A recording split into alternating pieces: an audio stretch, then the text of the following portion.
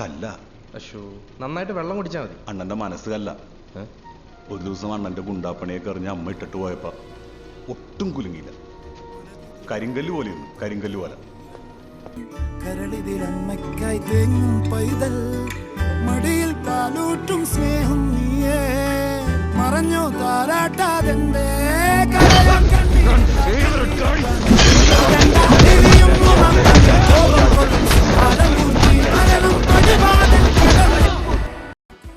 അപ്പോ ജ്യൂസ് കട, പതിവ് പോലെ ജ്യൂസ് അടിച്ചുകൊണ്ടിരിക്കുന്ന അണ്ണൻ വിത്ത് സോഡ ഓപ്പണർ.